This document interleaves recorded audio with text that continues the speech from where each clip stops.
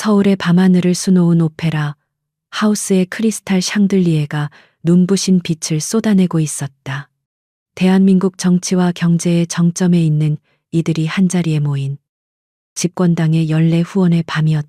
공기 중에는 값비싼 향수 냄새와 그보다 더 진한 야망의 냄새가 뒤엉켜 있었다. 강지우는 그 모든 풍경의 완벽한 일부인 듯 조용히 미소 짓고 있었다. 그녀의 드레스는 우아했지만 눈에 띄지 않았고 그녀의 태도는 겸손했지만 기품이 흘렀다. 그녀는 국회의원 한도준의 아내. 그 이상도 이하도 아닌 존재로 그곳에 서 있었다. 한도준 의원은 무리의 중심이었다. 훤칠한 키와 자신감 넘치는 목소리, 그리고 아내를 바라보는 자상한 시선까지. 그는 완벽한 차세대 정치인의 표상이었다. 그는 연신 악수를 하고 농담을 던지고 유력한 후원자들의 어깨를 두드렸다. 그가 지훈의 허리를 가볍게 감쌀 때 그 손길은 애정이 아니라 소유욕의 전시임을 그녀는 알았다. 지훈 씨, 저기 태양그룹 회장님 오셨네. 가서 인사드려. 남편의 말이 아니었다. 날카롭고 위압적인 시어머니. 태양그룹의 총수이자 한도준의 실질적인 권력 기반인 박 회장의 목소리였다. 지우는 고개를 끄덕이며 시어머니에게 향했다. 박 회장은 며느리를 훑어보았다. 오늘 의상은 무난하구나. 그래. 내 역할은 그거다. 도준이 앞길에 그림자도 만들지 마라. 그냥 배경처럼 서 있기만 해. 그녀의 말은 얼음처럼 차가웠다. 지우는 익숙한 모욕감을 억누르며 다시 미소 지었다. 네. 어머님, 명심하겠습니다. 그녀의 순종적인 대답에 박 회장은 만족한 듯 고개를 돌렸다. 지훈의 시선은 연회장 구석으로 향했. 그곳에서 작은 소동이 일고 있었다. 주한 프랑스 대사가 의전팀 직원에게 무언가 불쾌한 듯 격앙된 프랑스어로 항의하고 있었다. 신입 직원은 당황한 나머지 식은땀만 흘리며 어쩔 줄 몰라 했다. 다른 이들은 이 미묘한 외교적 마찰을 애써 외면했다. 한도준도 그쪽을 잠시 쳐다보았으나 더 중요한 재계 인사와의 대화에 몰두할 뿐이었다. 지우는 자연스럽게 움직였다. 마치 샴페인 잔을 바꾸러 가는 사람처럼 그녀는 소동의 중심으로 미끄러져 들어갔다. Monsieur l'ambassadeur, 실례합니다. 그녀의 프랑스어는 원어민처럼 유창하고 부드러웠다. 대사는 날카로운 눈으로 그녀를 쏘아보았다. 당신은 누구요? 지금 이 무례한. 지우는 눈 하나 깜빡하지 않고 말을 받았다. 대사님의 좌석 배치가 18세기 부르고뉴 와인의 빈티지 순서와 뒤바뀐 것을 보고 놀라셨나 보군요. 그녀의 목소리는 낮고 차분했다. 대사의 눈이 커졌다. 그는 유명한 와인 애호가이자 특히 18세기 부르고뉴 와인에 대한 전문가였다. 그걸 어떻게 지우는 가볍게 웃었다. 대사님께서 작년에 기고하신 잃어버린 피노누아를 찾아서라는 논문을 인상 깊게 읽었습니다. 특히 샤토드라 투르에 대한 분석은 탁월했지요. 대사의 얼굴에서 분노가 순식간에 사라지고 지적인 호기심이 그 자리를 대신했다. 지우는 당황한 직원을 향해 부드럽게 눈짓을 보낸 뒤 대사에게 팔을 내밀었다. 저쪽에 훨씬 더 흥미로운 분이 계십니다. 대사님과 같은 빈티지를 공유하는 분이죠. 잠시 안내해드려도 되겠습니까? 그녀는 60초도 안 되는 시간 안에 폭발 직전의 외교적 분쟁을 지적인 대화로 바꾸어 놓았다. 그녀는 대사를 야당의 원로 의원에게 자연스럽게 소개했다. 두 사람은 놀랍게도 같은 희귀와인 동호회 회원이었다. 위기는 조용히 해결되었다. 아무도 이 과정을 주목하지 않았다. 오직 한 사람. 연회장 반대편에서 이 모든 것을 지켜보고 있던 민우진 외교부 장관만이 그녀의 움직임을 날카롭게 좇고 있었다. 그는 15년 전 에코라는 코드네임으로 불렸던 전설적인 협상가를 기억했다. 하지만 그녀의 남편은 달랐다. 한도준은 대화가 끝나고 돌아온 지훈을 구석으로 불렀다. 지금 뭐 하는 짓이야? 그의 목소리에는 칭찬 대신 짜증이 묻어났다. 내가 저 프랑스 영감한테 잘 보이려고 얼마나 공을 들였는데.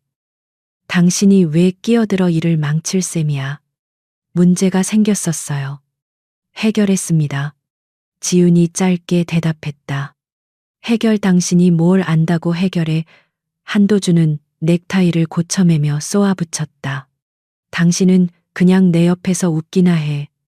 똑똑한 척 나서지 말고. 사람들이 날 우습게 본다고. 시어머니 박 회장도 다가왔다. 정말 실망스럽구나. 주부면 주부답게 얌전히 있어야지. 어디서 배운 버릇이냐. 네가 아직도 예전 그 신분인 줄 알아.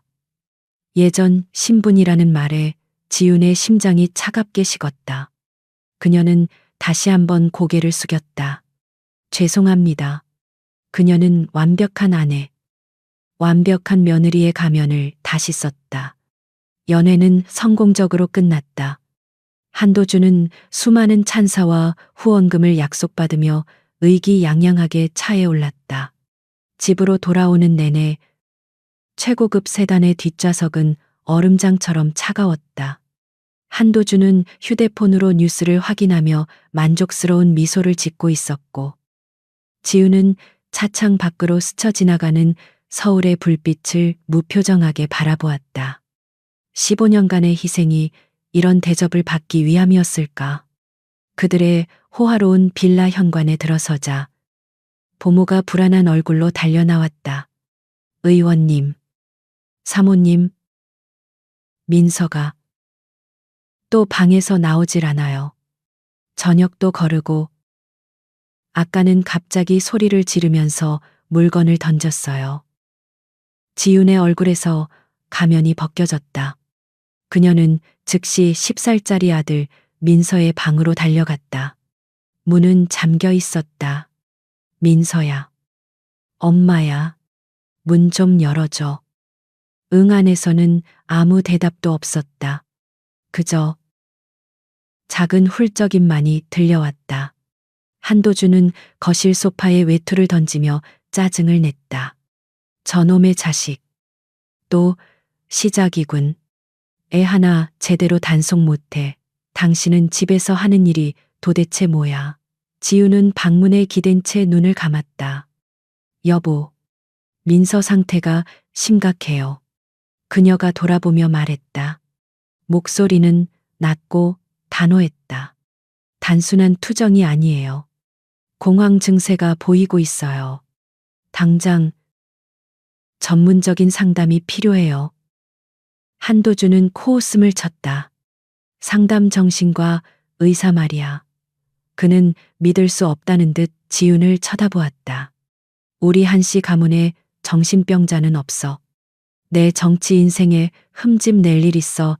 당신이 너무 약하게 키우니까 애가 저 모양이잖아. 당신 나약함이 그대로 옮아간 거라고.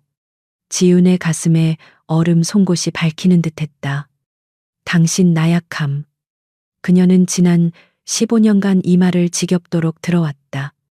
습관처럼 그녀는 남편의 외투를 집어들고 넥타이를 풀어주기 위해 다가갔다.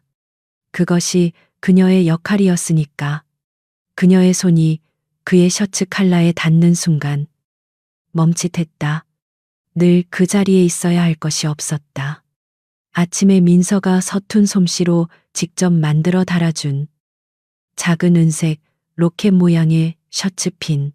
아이의 유일한 애정 표현이었다. 그것이 사라졌다. 대신 그의 셔츠 버튼 홀 바로 아래 은밀한 곳에 다른 핀이 꽂혀 있었다. 작지만 강렬한 로즈 골드로 세공된 불사조 피닉스 모양의 핀. 지우는 숨이 멎는 것 같았다. 그녀는 그 핀을 알고 있었다. 여의도 정가에서 가장 위험하고 매혹적인 로비스트. 리나 최. 그녀는 자신의 특별한 고객에게만 이 불사조 핀을 선물하는 것으로 유명했다. 그것은 단순한 장신구가 아니라 은밀한 거래와 유혹의 상징이었다. 남편의 모욕적인 말, 아들의 고통, 그리고 이 차가운 배신의 증거. 세 개의 조각이 지훈의 머릿속에서 하나로 맞춰졌다. 지난 15년간 그녀가 쌓아 올린 인내의 둑이 소리 없이 무너져 내렸다. 그녀의 손은 더 이상 떨리지 않았다. 그녀는 천천히 기계적인 동작으로 남편의 재킷을 받아들었다. 그녀의 눈. 언제나 따뜻하고 순종적이었던 그 눈은 이제 텅 비어 있었다. 그 빈자리를 대신 채운 것은 15년 동안 잠자고 있던 에코의 차가운 분노와 냉철한 분석력이었다. 피곤하네요. 먼저 들어가 볼게요. 지우는 아무 일도 없었다는 듯 말했다. 그녀는 한도준의 서재로 들어가지 않고 곧장 복도 끝에 게스트룸으로 향했다. 철컥. 문이 잠기는 소리는 크지 않았지만 빌라 전체를 울리는 듯했다. 그것은 15년의 결혼 생활에 대한 사형 선고였다. 다음 날 아침 빌라에는 폭풍 전야의 고요함이 감돌았다. 한도준은 늦잠에서 깨어났다. 어젯밤 연애의 성공과 아내의 이해할 수 없는 반항이 뒤섞여 불쾌한 숙취를 남겼다. 그는 지훈이 잠갔던 게스트룸 문이 열려 있는 것을 발견하고 을에 그녀가 아침 식사를 준비하고 있으리라 생각했다. 하지만 주방은 차가웠다. 지훈은 그의 서재에 앉아 있었다. 그가 가장 아끼는 그의 권력을 상징하는 그 방에 그녀는 밤새 한숨도 자지 않은 사람의 맑은 눈을 하고 있었다. 그녀 앞에는 서류 2장이 가지런히 놓여 있었다. 한도준은 이 낯선 풍경에 미간을 찌푸렸다. 아침부터 내 서재에서 뭐 하는 짓이야. 그리고 민서 아침은 그는 당연하다는 듯 권위적인 목소리로 물었다. 어젯밤의 일은 그저 아내의 사소한 히스테리쯤으로 치부해버린 듯했다. 지우는 대답 대신 서류 한 장을 그에게 밀었다. 이게 뭐지? 그는 서류를 집어들었다. 그것은 사진 몇 장을 인쇄한 종이었다. 처음에는 그저 파티 사진인 줄 알았다. 하지만 곧 그의 얼굴이 굳어졌다. 자신과 리나 최가 호텔 지하 주차장에서 만나는 장면, 청담동의 은밀한 와인바에 들어가는 장면, 날짜와 시간까지 정확히 기록되어 있었다. 마지막 사진은 어젯밤 연회장에서 자신이 리나 최와 잠시 스쳤던 순간 그녀가 자신의 셔츠에 몰래 불사조 핀을 꽂아주는 장면을 확대한 것이었다. 날 감시했어. 한도준의 목소리에는 당혹감보다 불쾌함과 분노가 서려 있었다. 그는 반성 대신 자신의 영역을 침범당한 것에 격분했다. 당신 미쳤어. 이게 무슨 짓이야. 15년 동안 지훈이 입을 열었다. 그녀의 목소리는 유리처럼 차갑고 깨끗했다. 당신의 아내로 살면서, 당신의 그림자로 살면서 단 한 번도 당신의 사생활을 의심하지 않았어요. 당신이 나에게 요구한 역할은 그것이었으니까. 그녀는 2번째 서류를 밀었다. 하지만 이건 내 역할이 아니네요. 한도준은 떨리는 손으로 2번째 서류를 집어들었다. 이혼 조정 신청서. 그리고 그 아래 강지훈이라는 이름 옆에 찍힌 선명한 도장. 순간 서재 안의 공기가 얼어붙었다. 한도주는 몇 초간 서류를 응시하다가 이내 믿을 수 없다는 듯 광기 어린 웃음을 터뜨렸다. 이혼 당신이 강지윤 씨. 지금 제정신이야. 그는 서류를 구겨 책상에 내던졌다. 당신이 뭔데 이혼을 요구해. 그가 조롱하듯 말했다. 당신은 그냥 한도준 의원 아내야. 그게 당신 경력의 전부고 당신 존재의 이유라고. 내가 당신을 이 자리까지 올려줬어. 이 집, 이 차. 당신이 누리는 이 모든 거 내가 없으면 당신은 아무것도 아니야. 그는 그녀가 무너질 것이라 예상했다. 울고, 매달리고, 잘못했다고 빌 것이라 생각했다. 지난 15년간 그녀는 늘 그래왔으니까. 하지만 지유는 미동도 하지 않았다. 그녀의 눈은 그를 남편이 아닌 분석 대상으로 바라보고 있었다. 당신, 저 문 밖을 나서는 순간, 당신은 그냥 경력 단절된 40대 아줌마일 뿐이야. 누가 당신을 알아주지. 당신, 저 밖에서 하루라도 버틸 수 있을 것 같아. 그의 말은 점점 더 잔인해졌다. 그리고 민서, 그가 마지막 카드를 꺼내 들었다. 민서는 내가 키워. 감히 내 아들을 데려갈 생각은 꿈도 꾸지 마. 그는 책상에 기대어 팔짱을 꼈다. 완벽한 승자의 자세였다. 법정이 누굴 택할 것 같아. 유력한 국회의원 아버지. 아니면 당신 말대로라면 어젯밤 아들 방문이 잠긴 것도 몰랐던 나약한 엄마. 그는 어젯밤 자신이 뱉었던 나약함이라는 단어를 다시 한번 비수처럼 사용했다. 그것이 지윤을 완전히 끝장낼 것이라 확신했다. 그러나 바로 그 순간이었다.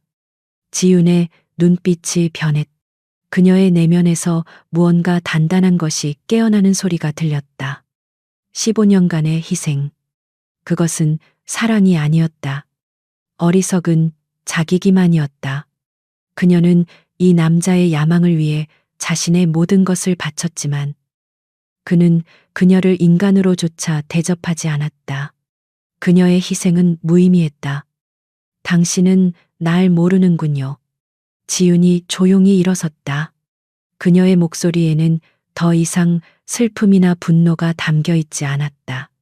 오직 차가운 확신만이 존재했다. 단 한 번도 날 알려고 한 적이 없지. 그녀는 서재문을 향해 걸어갔다. 한도주는 그녀의 이 예상 밖의 평온함에 본능적인 위기감을 느꼈다. 어딜 가. 강지윤, 내 말이 아직 안 끝났어. 그가 소리치며 그녀의 팔을 거칠게 붙잡았다. 그 순간 지윤은 반사적으로 움직였다. 그녀는 그의 손목을 비틀지 않았다. 그저 그의 손목 안쪽 신경 다발이 모인 한 지점을 정확하게 압박했다. 한도주는 전기가 흐른 듯한 고통에 비명을 지르며 손을 놓았다. 그는 자신의 팔을 붙잡고 믿을 수 없다는 눈으로 아내를 쳐다보았다. 내 몸에. 지윤이 돌아보며 나지막이 말했다. 그녀의 눈은 15년 전 테헤란의 인질 협상장에서 테러리스트를 제압하던 에코의 눈이었다. 손대지 마. 그녀는 더 이상 그에게 한마디도 하지 않았다. 그녀는 곧장 민서의 방으로 향했다. 아이는 불안한 얼굴로 침대에 웅크리고 있었다. 민서야. 지윤이 아이의 눈을 맞추며 부드럽게 말했다. 엄마랑 소풍 가자. 아주 조용한 곳으로. 그녀는 큰 가방을 챙기지 않았다. 아이가 가장 아끼는 로봇 장난감과 갈아입을 옷 몇 벌. 그리고 자신의 휴대폰과 지갑만을 작은 배낭에 챙겼다. 그녀는 이 집에서 자신이 이룬 것이 아무것도 없음을 깨달았다. 미련도 없었다. 한도주는 팔을 부여잡은 채 멍하니 서 있었다. 지유는 민서의 손을 잡고 그를 지나쳤. 현관문 앞에서 그녀는 마지막으로 그를 돌아보았다. 변호사를 통해 연락하죠. 한도준 의원님. 그녀는 의원님이라는 호칭에 정확하게 힘을 주었다. 쾅 하고 문이 닫히지 않았다. 철컥. 문은 조용히 그리고 아주 단호하게 닫혔다. 한도준은 그제야 사태의 심각성을 깨닫고 현관으로 달려갔지만 엘리베이터는 이미 내려가고 있었다. 그는 빌라 창문으로 달려가 밖을 내다보았다. 강지윤은 검은색 코트 자락을 날리며 민서의 손을 잡고 대로변으로 걸어가고 있었다. 그녀는 뒤돌아보지 않았다. 그녀는 평범한 택시를 잡아탔다. 그녀가 이 빌라에 들어올 때 가졌던 모든 것, 한도준의 아내라는 타이틀을 그곳에 버려두고 오직 아들 하나만을 데리고 떠났다. 택시 뒷좌석에서 지친 민서는 금세 엄마의 무릎을 베고 잠이 들었다. 지우는 아들의 머리를 쓰다듬으며 창밖을 바라보았다. 15년 만에 되찾은 서울의 풍경은 낯설었다. 그녀는 휴대폰을 꺼내 단 하나의 번호를 눌렀다. 익숙하지만 아주 오랫동안 누르지 않았던 번호였다. 신호음이 몇 번 울리고 중후한 목소리가 들려왔다. 네. 민우진입니다. 외교부 장관. 민우진. 그녀의 15년 전 직속 상관이었다. 장관님. 접니다. 지윤의 목소리는 흔들림이 없었다. 수화기 너머에서 잠시 침묵이 흘렀다. 민우진은 연회장에서의 그녀를 떠올렸다. 그리고 15년 전의 그녀를. 에코. 지윤은 잠든 아들의 뺨을 쓸었다. 네. 장관님. 그녀의 눈이 다시 차가운 빛을 되찾았다. 복귀를 요청합니다. 외교부 청사는 언제나처럼 분주했다. 대한민국 외교의 심장부인 그곳은 유리와 강철로 지어진 현대적인 건물 안에서 보이지 않는 전쟁을 치르고 있었다. 강지윤은 15년 만에 그 공기를 다시 들이마셨다. 낯설면서도 이상할 정도로 익숙한 긴장감이었다. 그녀는 더 이상 연애의 배경이 아니었다. 한도준 의원의 아내라는 수식어도 없었다. 그녀는 날카로운 검은색 팬츠 슈트 차림이었고 머리는 실용적으로 낮게 묶었다. 그녀의 손에는 클러치 대신 암호화된 정부 지급 태블릿 PC가 들려 있었다. 강지윤 특별 보좌관님. 이쪽입니다. 민우진 장관의 수석 비서관이 그녀를 장관실로 안내했다. 특별 보좌관. 그것이 그녀의 새로운 직함이었다. 장관직 속 어떠한 부서에도 얽매이지 않는 그림자 같은 자리. 15년 전 에코가 수행했던 역할과 정확히 일치했다. 복도를 지나는 동안 수많은 시선이 그녀에게 쏟아졌다. 젊은 사무관들과 외교관들은 그녀를 알아보고 수군거렸다. 그들의 눈에는 존경이 아닌 노골적인 호기심과 약간의 경멸이 섞여 있었다. 그들에게 강지윤은 전설적인 협상가가 아니었다. 그들에게 그녀는 어제 막 이혼 소송을 제기당한 혹은 제기한 한도준 의원의 아내일 뿐이었다. 한 의원의 정치적 영향력을 생각할 때 그녀의 등장은 장관의 무리수 혹은 동정심에 기댄 낙하산 인사로 비쳤다. 그녀는 그 모든 시선을 무시했다. 민우진 장관은 집무실에서 그녀를 기다리고 있었다. 그는 15년 전과 변함없이 날카로운 눈빛을 유지하고 있었다. 돌아온 걸 환영하네. 에코. 그의 목소리에는 복잡한 감정이 실려 있었다. 안도감. 그리고 미안함. 아니, 이제 강 보좌관이라고 불러야겠지. 편하신 대로 부르십시오. 장관님. 지윤의 목소리는 건조했다. 사적인 감정을 나눌 시간은 없었다. 민서 문제는 어떻게 되었나 민우진이 물었다. 안전한 곳에 있습니다. 제 어머니 댁으로 옮겼습니다. 그녀는 짧게 답했다. 한 의원이 가만히 있지 않을 텐데. 알고 있습니다.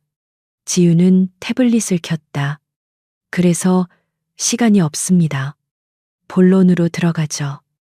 그녀의 태도에 민우진은 만족스러운 미소를 지었다. 그녀는 조금도 변하지 않았다. 좋아.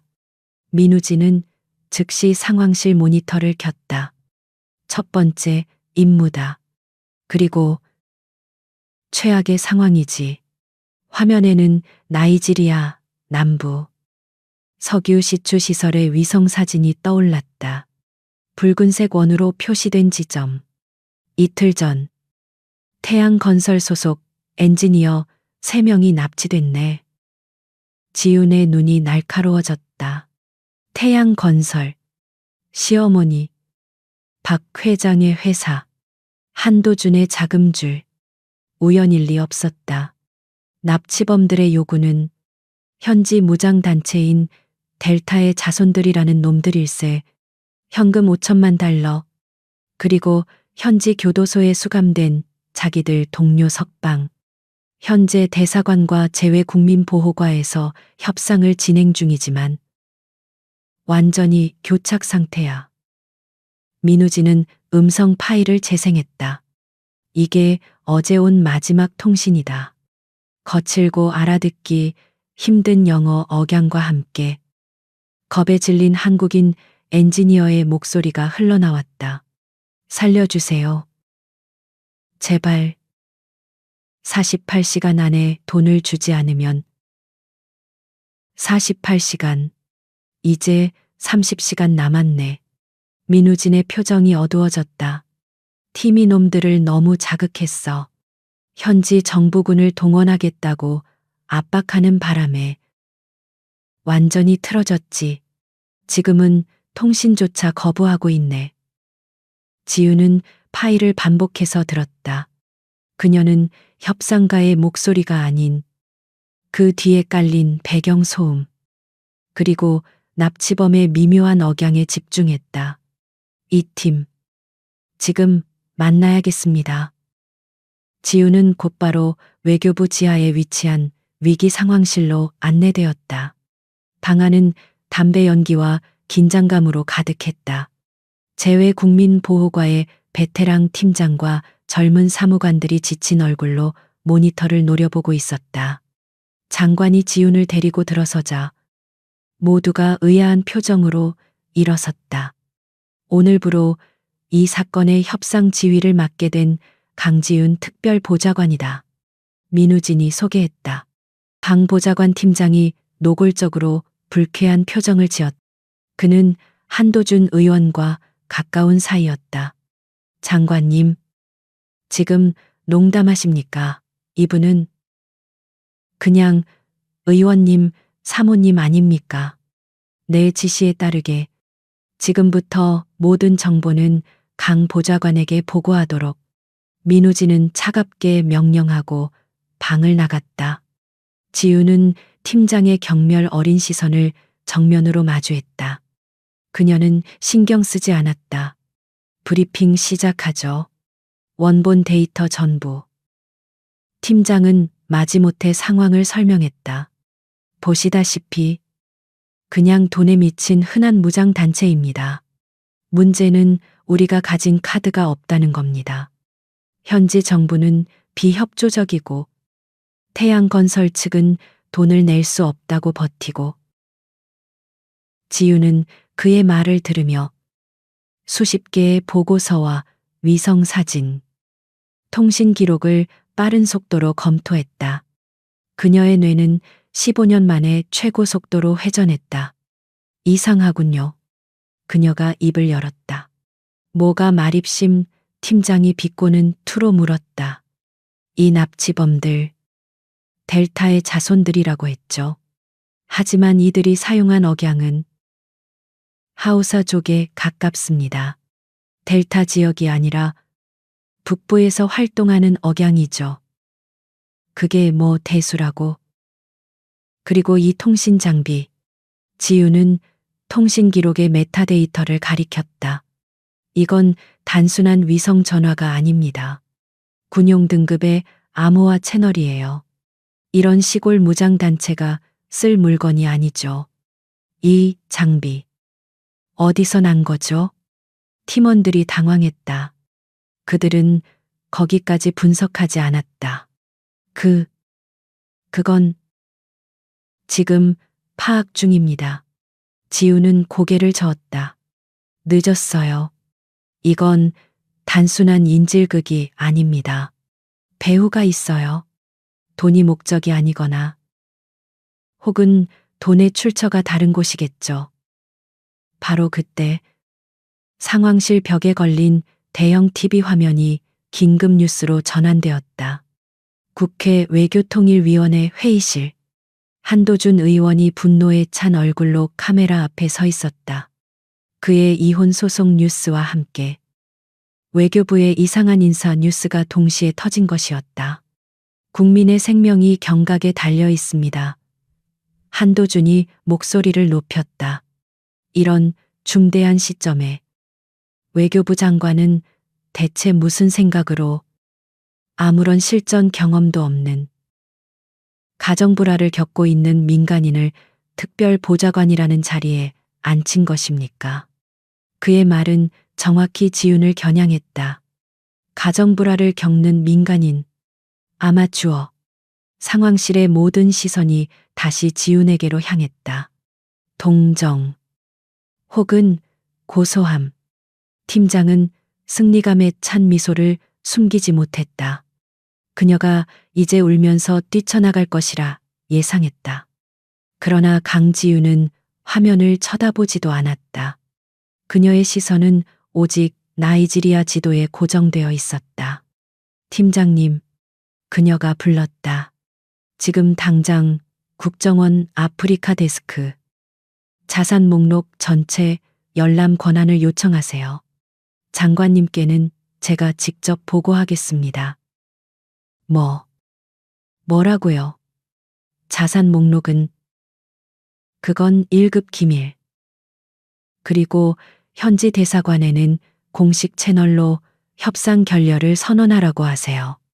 우리가 모든 요구를 거부한다고. 미쳤습니까?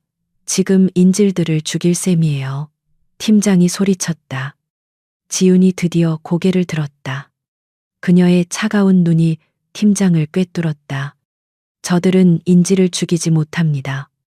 적어도 진짜 목적을 달성하기 전까지는.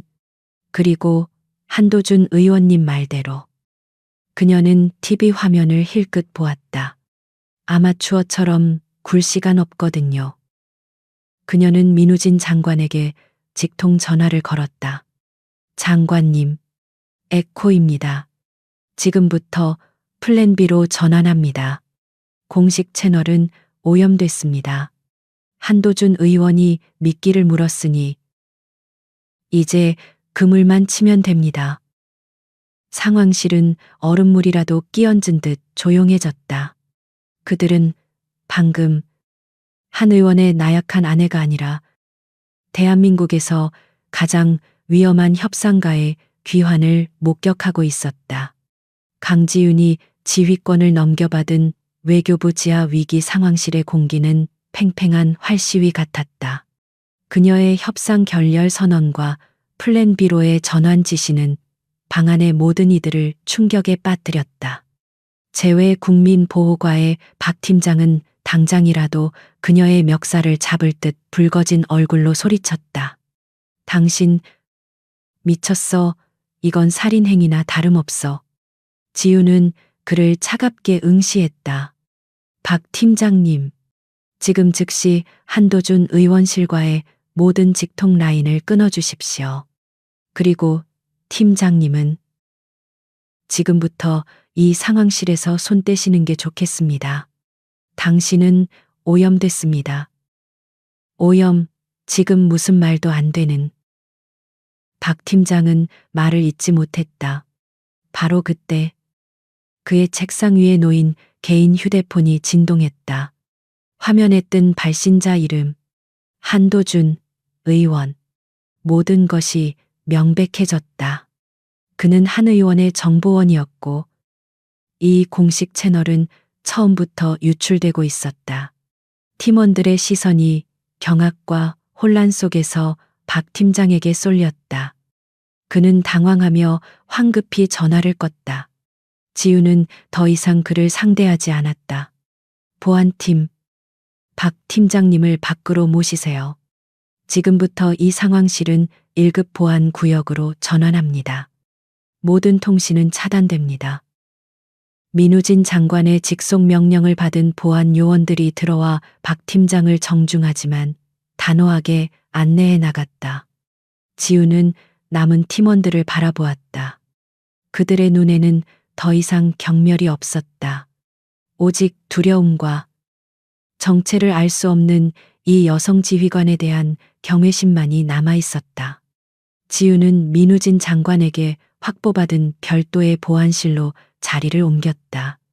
그곳은 벽 전체가 방음 처리된 외부와 완벽히 차단된 작은 방이었다. 그녀는 15년간 사용하지 않았던 오직 그녀의 생체 인식으로만 접근 가능한 암호화된 위성 통신 장비를 부칭했다. 화면에 복잡한 암호키가 떠올랐다. 그녀는 망설임 없이 키보드를 두드렸다. 이것은 외교부나 국정원의 공식 네트워크가 아니었다. 에코가 현역 시절 공식적인 지휘 계통이 무너졌을 때를 대비해 구축해둔 그녀만의 비공식 자산 네트워크였다. 그녀는 단 하나의 번호를 호출했다. 아프리카 대륙 어딘가에서 수신자가 누구인지조차 알 수 없는 대포폰이 울렸다. 몇 번의 신호음 끝에 목소리가 들려왔다. 누구신지 거칠고 낮은 영어 억양의 목소리였다. 나다. 킬로. 지윤이 나지막이 말했다. 단 2마디. 수화기 너머의 남자는 숨을 멈췄다. 에코. 그의 목소리가 경악과 믿을 수 없는 반가움으로 떨렸다. 코드네임 킬로. 15년 전 테헤란에서 지윤의 목숨을 구했던 전직 UDT 출신. 지금은 라고스에서 보안 컨설팅이라는 이름의 흥신소를 운영하는 그림자였다. 살아 있었군. 킬로가 중얼거렸다. 살아있지. 그리고 일이 생겼어. 지우는 낭비할 시간이 없었다. 그녀는 즉시 나이지리아 인질극의 모든 데이터를 그에게 전송했다. 델타의 자손들. 48시간 그들이 사용한 통신 장비 신호. 이거 분석해줘. 델타의 자손들, 그놈들은 좀도둑 집단인데. 킬로가 비웃었다. 하지만 이 통신 장비는 좀도둑 물건이 아니군. 잠깐 몇 분간의 침묵. 킬로가 데이터를 분석하는 소리만 들렸다. 에코. 이거 러시아제 군용 암호화 장비야. 스페츠나츠가 쓰던 구형 모델이지만 민간인이 구할 물건이 아니지. 지윤의 심장이 빠르게 뛰기 시작했다. 그녀의 직감이 맞았. 추적 가능해. 이 장비. 최근 코토누 항구의 무기 밀매상 바티스트를 통해 대량으로 풀렸어. 그리고 바티스트의 가장 큰 고객은 델타의 자손들, 같은 잡배들이 아니야. 킬로의 목소리가 심각해졌다. 북부의 군벌. 아데바요 장군이야. 아데바요. 지우는 즉시 외교부 데이터베이스에서 그 이름을 검색했다. 그는 나이지리아 정부조차 통제하지 못하는 콜탄 광산지대를 장악한 가장 잔인하고 악명 높은 군벌이었다. 왜 아데바요가 태양 건설 엔지니어들을. 그게 이상한 점이야. 킬로가 말을 이었다. 아데바요는 태양 건설과 꽤 친밀한 관계였거든. 태양건설이 그 지역에서 인도적 지원이라는 이름으로 도로를 건설할 때 그 뒤를 봐준 게 아데바요였지. 일종의 보호세 같은 거였어. 지윤의 머릿속에서 조각들이 맞춰지기 시작했다. 그녀는 태양그룹의 최근 아프리카 투자 보고서를 동시에 분석하고 있었다. 그리고 이상한 점을 발견했다. 3개월 전, 태양건설은 나이지리아 남부의 건설 현장으로 위장한 곳에 막대한 자본을 투입했다. 지질학적으로 그곳은 막대한 양의 콜탄이 매장된 지역이었다. 킬로, 확인해줘. 태양건설이 아데바요의 구역에서 콜탄을 채굴하고 있었나? 빙고. 불법 채광이지. 태양은 건설 장비로 위장해서 콜탄을 파내고 아데바요는 그걸 묵인하는 대가로 엄청난 돈을 받았어. 완벽한 공생 관계였지. 최근에 무슨 일이 있었지? 태양이 욕심을 부렸어. 킬로가 말했다. 중국 자본이 더 싼 값에 보호를 제공하겠다고 끼어들었고 태양이 아데바요를 버리려 했지. 아데바요는 격분했어. 이건 단순한 인질극이 아니야. 에코. 이건 비즈니스 분쟁이야. 모든 것이 명확해졌다. 납치범들은 돈이 목적이 아니었다. 그들은 태양그룹, 즉 박 회장에게 밀린 대금과 배신에 대한 보복을 요구하고 있었다. 엔지니어들은 그 협상을 위한 담보물이었다. 이것이 한도준이 그토록 이 사건을 방해하려 한 이유였다. 만약 이 불법 콜탄 채광과 군벌과의 거래가 밝혀진다면 태양그룹은 물론이고 그들의 비자금으로 정치 생명을 유지하던 한도준 의원 자신도 끝장이었다. 그는 인질들의 목숨보다 자신의 정치 생명을 선택한 것이다. 지우는 통신을 끊었다. 그녀는 15년 전 자신의 모든 것을 버리게 만들었던 그 남자가 이제는 자신의 나라 국민까지 사지로 몰아넣고 있음을 깨달았다. 그녀의 가슴 속에서 차가운 분노가 용암처럼 끓어올랐다. 그녀는 즉시 민우진 장관에게 직통 전화를 걸었다. 장관님, 상황이 파악됐습니다. 이건 인질극이 아니라 태양그룹과 현지 군벌 간의 불법 거래 파기 문제입니다.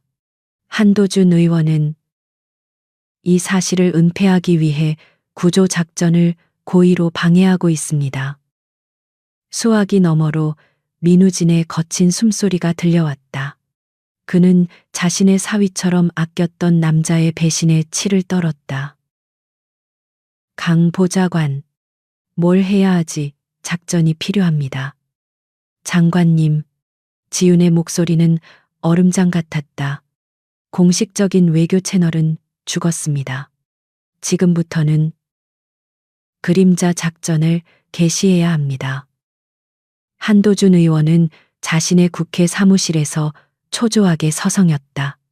박 팀장에게서 온 마지막 보고는 그를 최악의 불안감으로 몰아넣었다.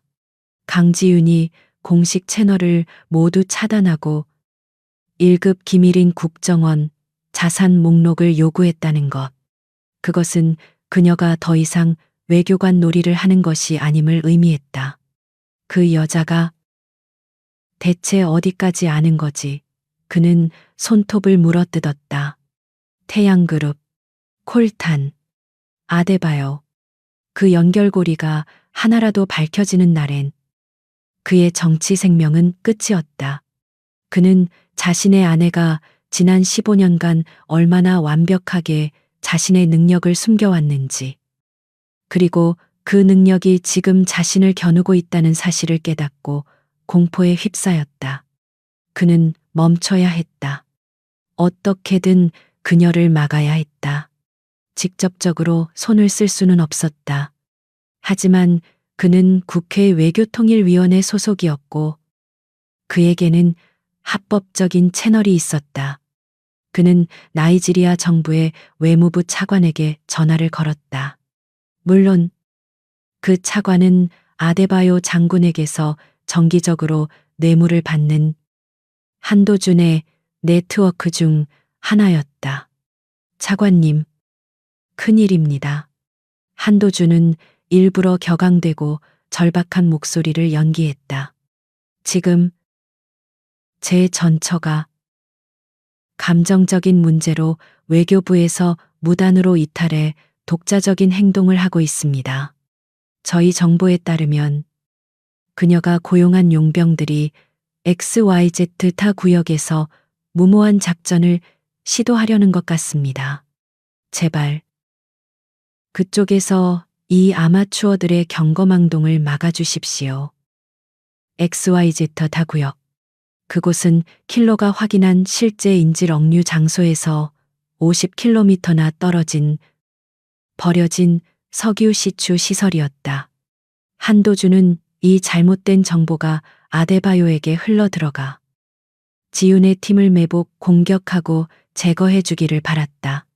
그것은 그녀의 실패이자 동시에 그녀의 제거를 의미했다. 그는 아내의 목숨을 미끼로 던진 것이었다. 같은 시각 외교부 지하의 보안실. 강지윤은 민우진 장관과 함께 위성 지도를 보고 있었다. 킬로에게서 실시간 정보가 쏟아져 들어오고 있었다. 한도준 의원이 움직였습니다. 지윤이 태블릿 화면을 가리켰다. 방금 나이지리아 외무부 차관에게 통화했습니다. 예상대로 우리가 XYZ 타 구역을 노리고 있다는 거짓 정보를 흘렸습니다. 민우진 장관은 침음했다. 제정신이 아니군. 자기 나라 국민을 구하려는 팀을 사지로 몰아넣다니. 그의 목소리에는 깊은 혐오감이 묻어났다. 그는 몰랐겠죠. 지윤의 목소리는 얼음장 같았다. 그 정보가 제가 직접 흘린 미끼라는 것을. 민우진은 경악하며 지윤을 바라보았다. 강 보좌관. 자네, 설마 박 팀장이 한 의원의 정보원이라는 것을 알았을 때부터 계획했습니다. 저는 어젯밤 제가 XYZ 타 구역에 위성 사진을 요청하는 것처럼 위장한 정보를 의도적으로 노출시켰습니다. 박 팀장은 그걸 한 의원에게 보고했을 테고 한 의원은 오늘 그 미끼를 문 겁니다. 그녀는 완벽하게 남편의 배신을 예측하고 그 배신을 역으로 이용했다. 한도준은 지윤을 제거하려 했지만 실제로는 지윤의 계획대로 움직여준 체스말에 불과했다. 킬로의 위성 채널에서 긴급 메시지가 들어왔다. 에코, 놈들이 움직인다. 아데바요의 주력 부대 절반 이상이 XYZ 일타로 향하고 있어. 매복을 준비하는군. 그놈들, 자기들이 사냥꾼인 줄 알겠지. 지윤의 입가에 15년 만에 처음으로 차가운 미소가 어렸다. 사냥감이 사냥꾼이 되는 순간이죠. 그녀는 민우진 장관을 돌아보았다. 장관님, 이제 때가 됐습니다. 아데바요의 본거지는 지금 거의 비어 있습니다. 민우진은 망설이지 않았다. 그는 이미 지윤의 요청에 따라 대통령의 긴급 재가를 받아두었다. 아프리카 인근 해역에서 미군과 합동훈련 중이던 UDT, SEAL 정예 요원들이 스텔스 헬기에 탑승한 채 대기 중이었다. 그 작전은 서류상 존재하지 않았다. 지윤은 암호화된 군 통신망을 연결했다. 델타팀. 여기는 에코. 목표 지점에 적 주력 부대가 이동했다. 미끼는 성공했다. 지금부터 30분. 작전 개시하라. 작전은 2개의 전선에서 동시에 진행되었다. 한도준이 지목한 XYZ 타 구역. 아데바요의 주력 부대가 중화기로 무장한 채 매복해 있었다. 헬기 소리가 들리기를 기다렸지만 들려오는 것은 델타 지역의 바람 소리뿐이었다. 그들이 함정에 빠진 것은 버려진 송신기에서 흘러나오는 정체불명의 잡음뿐이었다. 그리고 실제 인질 억류 장소, 킬로가 제공한 정확한 좌표, 스텔스 헬기 2대가 소리 없이 하강했다. 칠흑 같은 어둠 속에서 UDT 대원들이 그림자처럼 쏟아져 나왔다. 아데바요의 본거지는 주력 부대가 빠져나간 탓에 허술하기 짝이 없었다. 탕, 탕, 소음기가 장착된 총성이 낮게 울렸다. 보안실의 스피커에서는 긴박하지만 절제된 대원들의 목소리가 흘러나왔다. 알파, B, 구역 확보, 브라보, 감시탑 제거, 찰리, 타겟 하우스 진입. 지우는 눈을 감은 채 현장의 소리에만 집중하고 있었다.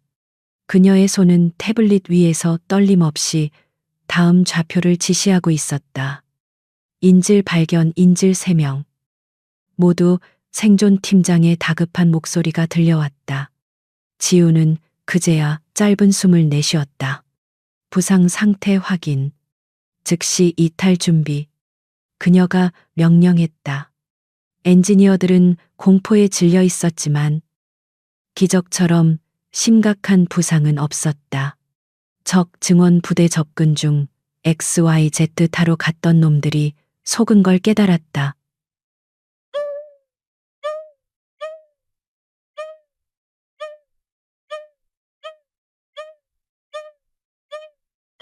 델타팀. 지금 당장 철수하라. 지훈이 소리쳤다. 대원들은 엔지니어들을 헬기에 태우고 즉시 이륙했다. 헬기가 막 정글 위로 솟아오르는 순간 아데바요의 부대가 숲을 뚫고 나타났다. 그들은 헬기를 향해 미친 듯이 총을 쏘아댔지만 헬기는 이미 어둠 속으로 사라진 후였다. 작전은 완벽하게 성공했다. 지우는 모든 통신을 차단했다. 보안실에는 다시 침묵이 찾아왔다. 그녀는 민우진 장관을 바라보았다. 장관님. 그녀의 목소리는 피로했지만 단단했다. 인질. 확보됐습니다.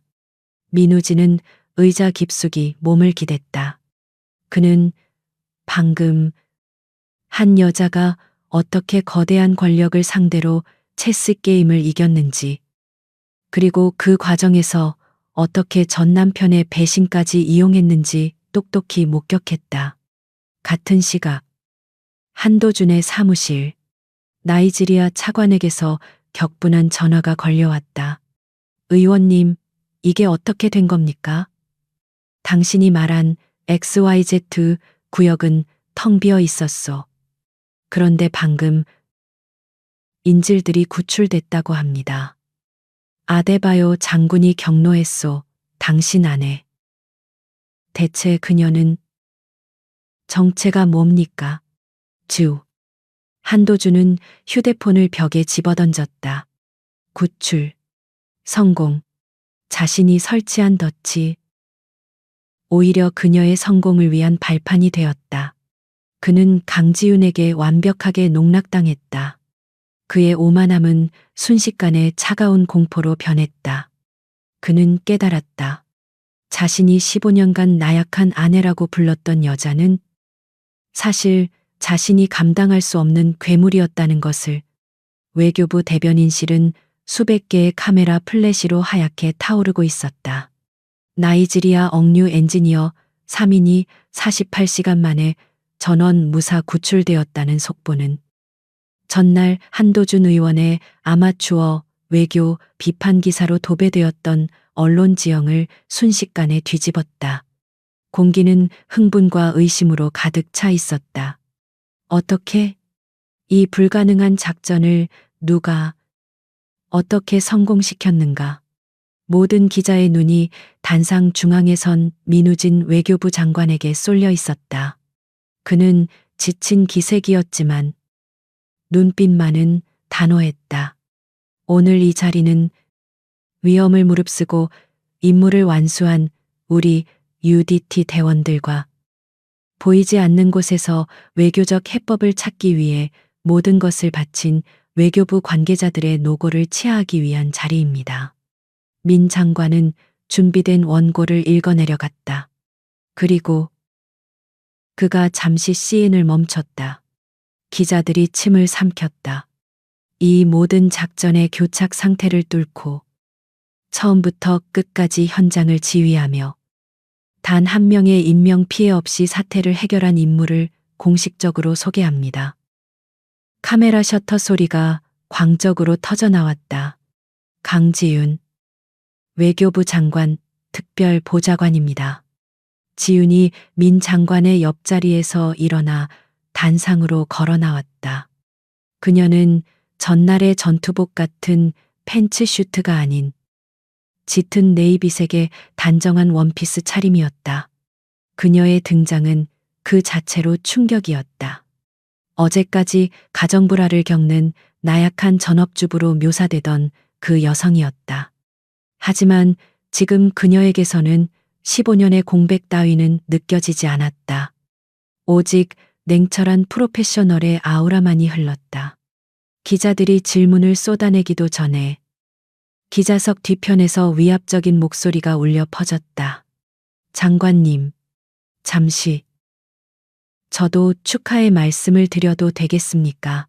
한도준 의원이었다. 그는 국회 외교통일위원회 여당 간사 자격으로 그곳에 와 있었다.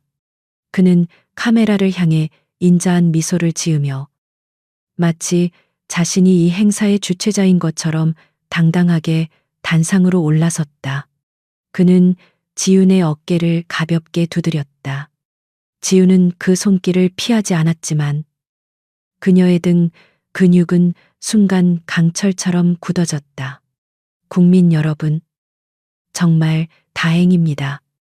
한도준은 마이크를 잡았다. 우리 용감한 UDT 장병들의 헌신에 깊은 감사를 표합니다. 또한 그는 지윤을 힐끗 쳐다보았다.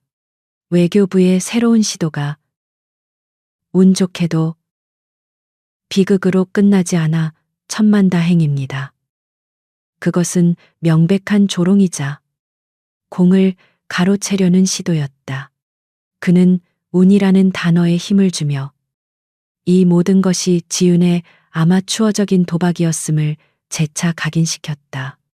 그는 군의 공로를 치하하면서 동시에 외교부 즉 지윤의 역할은 축소시키려 했다. 물론 그가 말을 이었다. 이런 군사 작전은 최후의 수단이어야 합니다. 외교적 채널을 통한 평화적 해결이야말로 우리 국회의 변함없는 목표입니다. 이번 사태를 교훈 삼아 외교부는 보다 안정적인 시스템을 구축해야 할 것입니다. 그는 완벽하게 자신의 입지를 다졌다. 자신은 평화적 해결을 주장한 선배 정치인이었고 지윤은 위험한 도박을 감행한 초보자였다.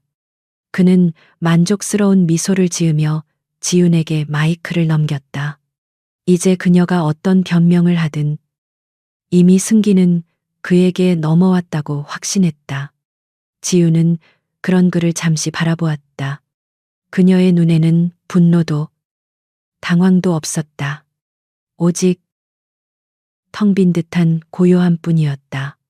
그녀는 마이크를 고쳐 잡았다. 그녀의 목소리는 낮고 차분했지만 기자회견장 전체를 압도했다. 한도준 의원님의 말씀에 깊이 공감합니다. 기자들이 술렁였다. 그녀가 굴복하는 줄 알았다. 특히 위험을 강조하신 부분에 전적으로 동의합니다. 이번 작전은 실제로 엄청난 위험에 노출되었습니다. 그녀는 고개를 들어 정면의 카메라를 응시했다. 단, 그 위험은 테러리스트들에게서 온 것이 아니었습니다. 순간 기자회견장이 얼어붙었다. 한도준의 미소가 굳어졌다. 무슨 말씀이십니까? 한 기자가 물었다. 지우는 뒤편의 대형 스크린을 가리켰다. 이번 작전의 타임라인입니다. 화면에는 복잡한 교전 상황도와 위성 사진들이 나타났다. 보시다시피 저희는 초기 협상 단계에서 심각한 정보 유출에 직면했습니다. 지윤의 목소리는 사실만을 전달하는 기계처럼 건조했다. 우리의 협상 전략이 실시간으로 납치범들에게 전달되고 있었습니다. 기자석에서 세상에 하는 탄식이 터져 나왔다. 누가 그런 짓을. 더 심각한 것은 지우는 스크린에 두 개의 좌표를 띄웠다. A 지점과 B 지점. 악의적인 허위 정보가 유입되었습니다. 그녀는 한도준을 쳐다보지 않고 오직 기자들만을 바라보며 말했다. 저희 팀은 인질들이 A 지점, 즉 XYZ 타 구역에 억류되어 있다는 확실한 정보를 입수했습니다. 그리고 그곳으로 구조팀을 보내라는 강력한 압박을 받았습니다.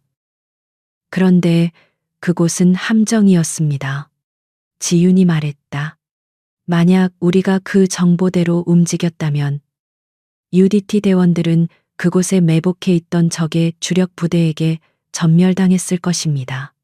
인질들 역시 즉각 처형되었을 겁니다. 기자회견장은 공포로 술렁였다.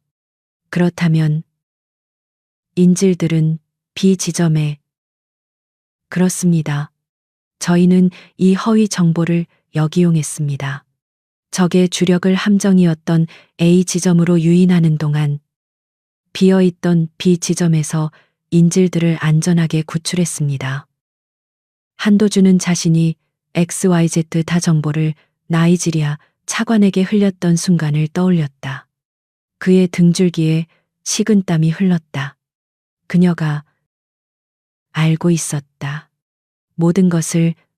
강보좌관님, 한 기자가 손을 번쩍 들었다. 그렇다면 그 허위 정보는 대체 누가, 무슨 목적으로 유포한 것입니까? 국내에 스파이가 있다는 말입니까? 지우는 대답하지 않았. 대신 다음 화면을 띄웠다. 이 사태의 본질은 단순한 납치가 아니었습니다. 이것은 비즈니스 분쟁이었습니다. 스크린에는 나이지리아 델타 지역의 지질 분석도가 떠올랐다. 납치범들의 진짜 요구는 돈이 아니었습니다. 그들은 특정 기업과의 불법적인 자원 거래가 파기된 것에 대한 보복을 원했습니다. 자원 거래라니요. 콜탄입니다. 지훈이 말했다. 스마트폰과 전기차 배터리의 핵심 원료죠. 납치범들은 사실 현지 군벌이었고 그들은 특정 한국 기업이 자신들의 구역에서 불법적으로 콜탄을 채굴하고 약속된 대가를 지불하지 않은 채 파트너를 바꾸려 하자. 이에 대한 보복으로 엔지니어들을 납치한 것입니다. 기자회견장은 아수라장이 되었다. 특정 한국 기업이 어디입니까? 테러리스트와 거래를 했다는 말입니까? 그 기업이 허위 정보를 흘렸습니까? 모든 질문이 쏟아지는 순간 한 노련한 정치부 기자가 마이크를 잡고 일어섰다. 그의 시선은 강지윤이 아닌 단상 구석에서 하얗게 질려있는 한도준을 향했다. 한도준 의원님. 기자의 목소리가 장내에 울려 퍼졌다. 의원님의 처가, 즉 태양그룹은 나이지리아에서 가장 큰 에너지 및 건설 사업을 운영 중인 것으로 압니다. 강 보좌관이 말한 특정 한국 기업이 혹시 태양그룹은 아닙니까? 태양그룹. 그 이름이 터져 나오는 순간 모든 카메라가 일제히 한도준에게로 향했다.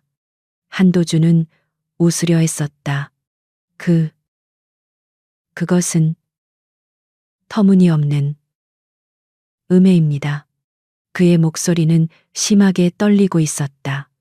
지금은 우리 국민들의 무사 귀환을 축하할 때이지. 이런 정치적 마녀 사냥을. 그럼 태양그룹이 아니라는 말씀이십니까? 기자가 집요하게 파고들었다. 지우는 그 광경을 그저 덤덤히 바라보고 있었다.